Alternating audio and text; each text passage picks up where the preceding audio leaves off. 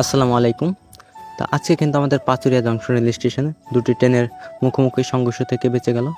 তো আপনারা দেখছেন যে এটা হচ্ছে ঢাকা থেকে ছেড়ে আসা নকশিকাঁথা কমিউটার, এটি খুলনাগামী এবং পাচুরিয়া জংশন স্টেশনের 1 নম্বর প্ল্যাটফর্মে দাঁড়িয়ে রয়েছে লোকাল শাটেল, যেটি পদা থেকে ছেড়ে এসেছে।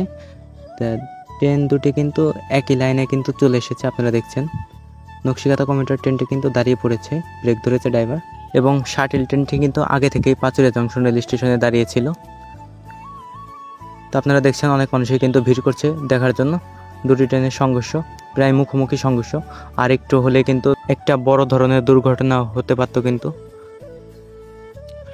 এখন কিন্তু আমাদের হারুন কাকার নির্দেশে কিন্তু নকশিকাঁথা কমিউটার ট্রেনটি কিন্তু পিছিয়ে যাচ্ছে।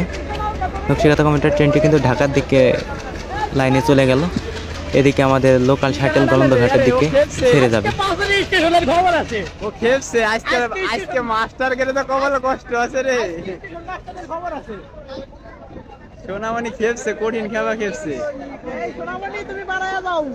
আপনারা দেখছেন এখন কিন্তু পরাদা জংশন থেকে ছেড়ে আসা গলন্দঘাট অভিমুখী লোকাল শাটেল ট্রেনটি কিন্তু গলন্দঘাটের উদ্দেশ্যে ছেড়ে যাচ্ছে এই লাইন দিয়ে।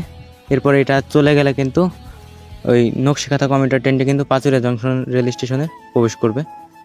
দেখুন একটুর জন্যে বেঁচে গেল কিন্তু দুই ট্রেনের শত শত যাত্রীর প্রাণ। তা এই সংঘর্ষটা হওয়ার কারণটা কি?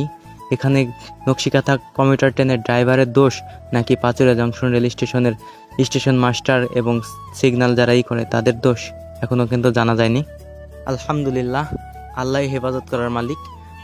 তো আমাদের ভিডিওটি যদি ভালো লাগে অবশ্যই লাইক কমেন্ট করবেন এবং সকলকে দেখার জন্য শেয়ার করে দেবেন। আর আমাদের চ্যানেলের সঙ্গেই থাকুন, আরও নতুন নতুন ভিডিও পেতে আমাদের চ্যানেলকে ফলো দিয়ে রাখুন।